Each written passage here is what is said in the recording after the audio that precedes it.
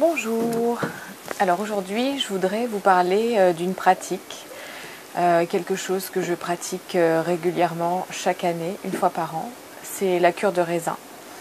Et la cure de raisin, le moment idéal pour le faire bien sûr c'est au mois de septembre, puisque le raisin, à partir de ce moment-là, il est vraiment très très bon et très bénéfique pour notre corps.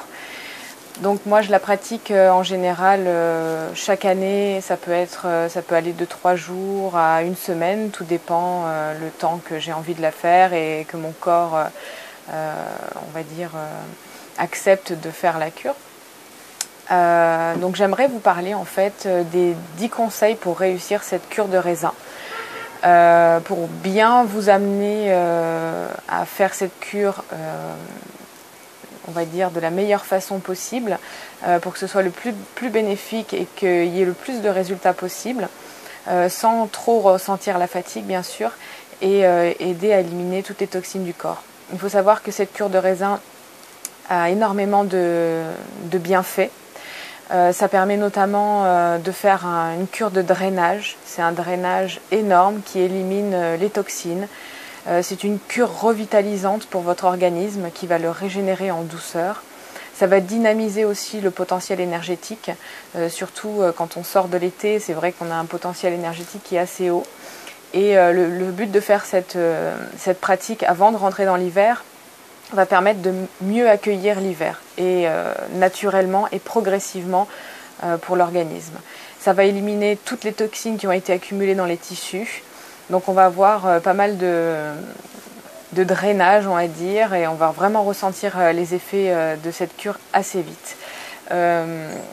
Donc pour les 10 conseils pour réussir vraiment cette cure, je pense que déjà en premier, avant de démarrer, ce serait bien d'éliminer, si vous n'en consommez pas, tant mieux, mais ce serait bien d'éliminer avant de démarrer votre cure en premier lieu les produits animaux, les produits laitiers, le gluten, et intégrer progressivement du raisin tous les jours dans vos repas pour habituer votre organisme doucement à qui s'habitue au raisin.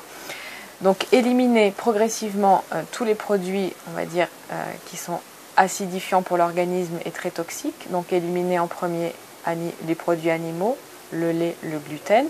Intégrer tranquillement votre raisin et progressivement vous allez augmenter les doses de raisin. Le jour où vous décidez de faire votre cure de raisin, il va falloir justement faire une purge. Donc deuxièmement, faire une purge à base de chlorure de magnésium si vous pouvez. Ce sont des sachets qui sont vendus en pharmacie qui font je ne sais plus combien de grammes. Vous versez directement le sachet, c'est un sachet orange, vous demandez au pharmacien chlorure de magnésium. Vous versez le sachet dans un verre d'eau et ensuite vous buvez votre verre d'eau progressivement dans la journée ou la veille de votre cure de raisin pour vraiment faire une purge, ou sinon vous pouvez la boire le matin de votre cure. Vous décidez de manger que du raisin toute la journée et ceci pendant 2-3 jours ou plus si vous voulez. Et donc essayez de faire votre cure avec ce sachet et je sais que c'est pas bon du tout. Moi j'en ai pris aussi et ça a vraiment un goût infâme.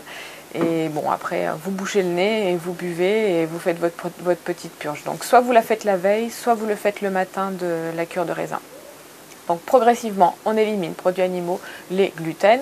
Et ensuite, on fait notre purge. On intègre du raisin dans notre repas de plus en plus. Et ensuite, on commence notre cure de raisin.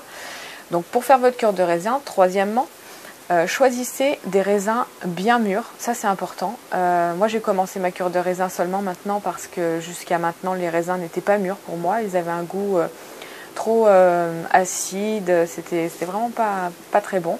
Donc régulièrement quand j'ai commencé à voir les raisins, tout de suite j'ai eu envie de manger des raisins et de faire la cure. Mais en fait à chaque fois que je vais au magasin bio, je goûte un grain pour voir s'ils sont bons. Vous pouvez goûter un grain juste pour vérifier que votre raisin soit bon et adéquat. Et jusqu'à hier, le raisin pour moi n'était pas bon. Mon corps me le disait, donc dès que je le mangeais, c'était tout de suite, je sentais qu'il n'était pas bon. Et là, il est enfin mûr pour moi. Donc voilà, j'ai acheté mes caisses de raisins et j'ai commencé hier et aujourd'hui. Voilà. Donc choisissez vraiment du raisin mûr et de qualité biologique. Ça, c'est vraiment indispensable parce que vous allez en manger beaucoup et si vous voulez drainer et éliminer les toxines, ça ne sert à rien d'en rapporter avec des pesticides et des produits chimiques qui seront sur vos grains de raisin.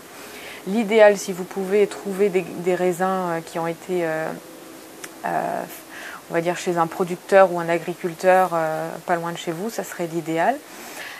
Donc choisissez le mûr de qualité biologique et si vous pouvez, la meilleure variété c'est le chasselas.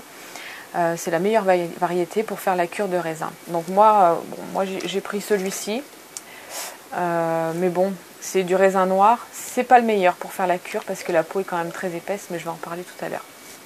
Quatrièmement, lavez soigneusement votre raisin. Lavez bien vos grains de raisin, ça c'est important aussi.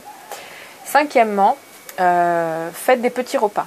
Donc, parce que c'est vrai que c'est une grosse dose de sucre. Donc faites des petits repas, on va dire toutes les 2 heures de raisin, mais vraiment mangez, mâchez bien, c'est important de bien mâcher. C'est pour ça que la catégorie du raisin est importante à choisir. Il ne faut pas choisir un raisin avec une peau trop dure, parce que sinon c'est vrai que c'est très long à mâcher. Essayez d'écraser les pépins aussi de temps en temps, bon pas tout le temps parce que ça a un goût quand même assez fort, mais c'est bien de les écraser parce que comme ça on peut vraiment assimiler ce qu'il y a à l'intérieur, notamment le resveratrol qui est très important pour notre organisme.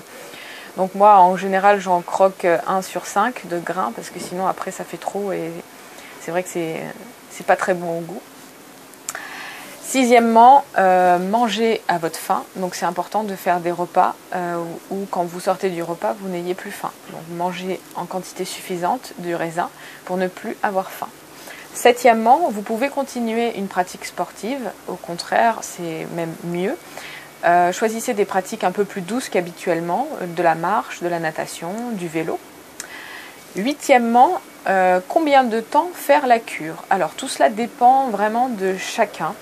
On peut aller de 3 jours, c'est quand même le minimum pour faire la cure, pour avoir les effets, jusqu'à 3 semaines. Donc là, en fait, c'est selon les envies, les motivations de chacun et puis des réactions au niveau du corps.